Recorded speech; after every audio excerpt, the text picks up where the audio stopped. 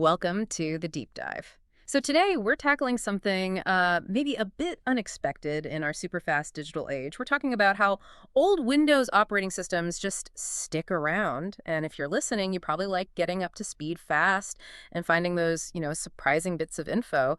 Well, this is definitely one of those deep dives. Yeah, absolutely. We're digging into this great BBC article that explores, well, why these old systems are still out there, running things, important things. So our mission really is to figure out why these, let's call them vintage Windows versions, Mhm. are powering critical stuff, not just museum pieces. Right. And just to kick things off with a real, wow moment, imagine this. You're in a shiny, modern NYC hospital elevator going for some high-tech procedure, and boom, blue screen of death. But it's Windows XP. XP, seriously. Yeah, from 2014, end of support. Makes you think, doesn't it? What No. else is running on fumes like that? It's a really good question. And the BBC article gets into it. Yeah. The core reason. It's basically Microsoft's huge historical footprint. Lee Vinsel from Virginia Tech, he put it well. Windows is the ultimate infrastructure. The ultimate infrastructure. Yeah, it's like that. It got everywhere. Yeah. Since 75, it just became embedded, which was great for compatibility back then, but now, Yeah. it makes upgrading hard, especially when you've got tight budgets or, lots of regulations. It's like this invisible layer we don't even think about until you see that XP screen, I guess. Exactly. And even if you're, say, an Apple user, you're probably still interacting with Windows without realizing it. Think about ATMs. Oh, right, ATMs. Yeah, according to Elvis Montiero, he's an ATM tech. Lots of them are still running on older stuff, XP, even Windows NT. Windows NT, wow, that's ancient, 1993. I know, right? But why stick with that for ATMs? Seems risky. Is it just the cost? Cost is huge, yeah. Montiero points that out. Hardware compatibility is one thing. Then there's all the financial regulations you have to deal with, and rewriting the custom software for those specific ATMs. That's a big, expensive job. Okay, so it's complicated, not just hitting update. Definitely not. Mm. But interestingly, he also mentioned, reliability. Apparently, systems like XP, even without support, have just been really stable workhorses for them. Huh. So it's a bit like, if it ain't broke, don't fix it, but on a massive scale. Pretty much. It's kind of reassuring, but also slightly worrying. Yeah, a little Totally. bit. Okay, so ATMs. What else? You mentioned something about German trains. Oh yeah, this one was wild. Deutsche Bahn, the German railway, actually put out a job ad in 2024. They needed an IT admin with experience in Windows 3.101 Yes. and MS-DOS. No way. 3.11. MS-DOS. That's Yeah. what, 30, 40 years old? For trains? 32 and 44 years, I think. It was for maintaining the driver's cab display systems, on high-speed trains even. Okay, my mind is slightly blown. What was their reasoning for that? Well, according to their spokesperson, the trains themselves last a long time, like 30 years or more. So if a system works, meets safety standards, and it's stable, they tend to stick with it. Safety and stability, right? Okay, that makes sense for trains. You don't mess with that. They did say it's only a small number of trains, Hmm. just for the displays, but still. Still.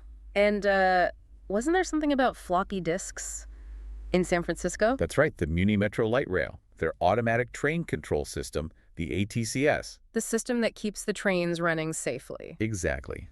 To boot that system up every morning, someone physically inserts a floppy disk with DOS software on it. A floppy disk in 2024. Wow. They are planning to retire it eventually.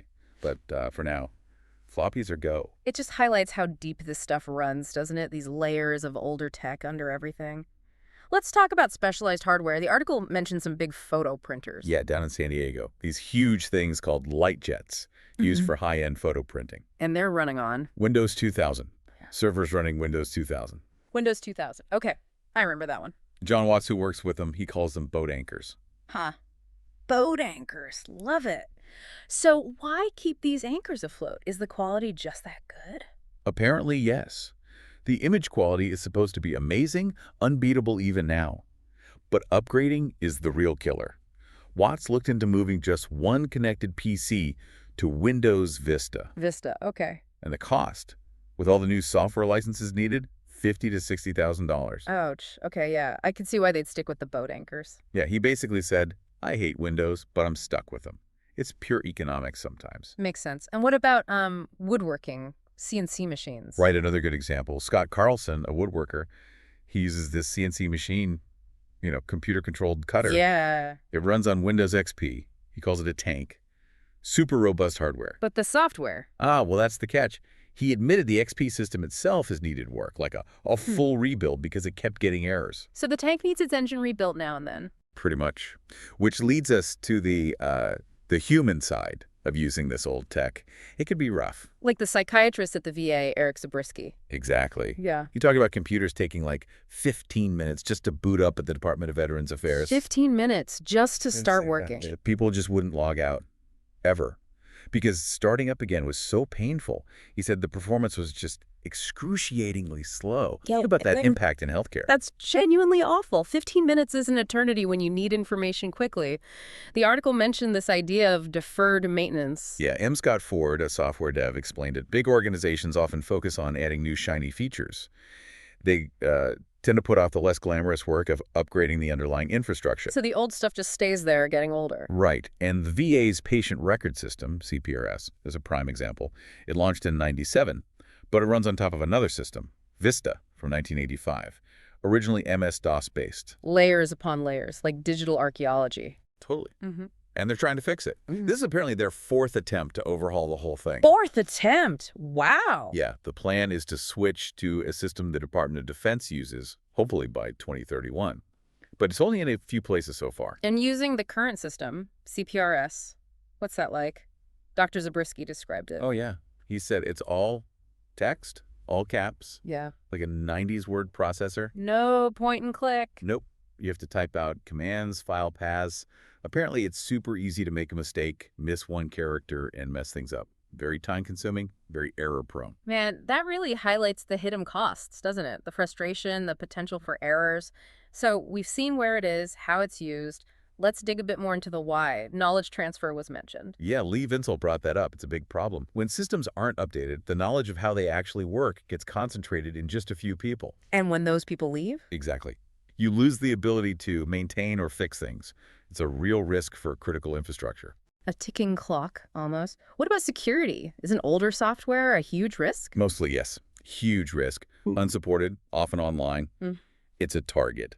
Though Vinsel did mention this slightly counterintuitive idea, some government places apparently see the simplicity of old systems as a plus. Simpler means fewer holes to exploit. That's the thinking, maybe. But it's a double-edged sword because once a hole is found, it won't get patched. So, yeah, mostly it's just risky. Right, the lack of updates is the killer. Okay, shifting gears slightly, the article talked about preserving old computers, like a labor of love. Yes, the Electronic Literature Lab. Dean Gregar runs it at Washington State. They keep old computers running, some from 1977, specifically to experience early digital art. Digital art on the original hardware, why not just emulate it? Well, Gregar argues you lose too much with emulation. The original feel, specific features, how it interacts. She calls it PIE. Pi. Yeah, PIE. Participatory, interactive, experiential. It's about the whole original package. That's fascinating. So it's like preserving an instrument to play old music correctly. Exactly. They have like 61 vintage machines. Yeah. And she mentioned how hard it is now to even find a working PC that reads those old 5 1/4-inch floppies. Huh. Takes you back. Okay, finally, let's touch on the business side. Microsoft versus Apple. Right, M. Scott Ford again. He contrasted their approaches.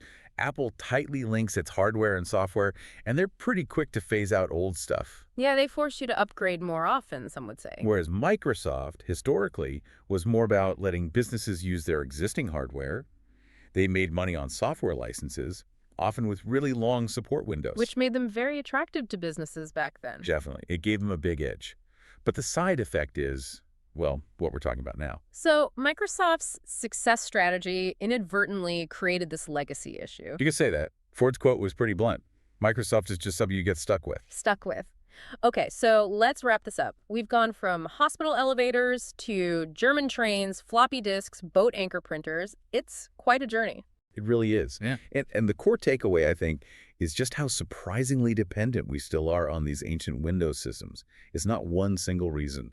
It's a mix of things. Microsoft's history, the high cost of change, hardware lifespans, sometimes even deliberate choices about stability. Right.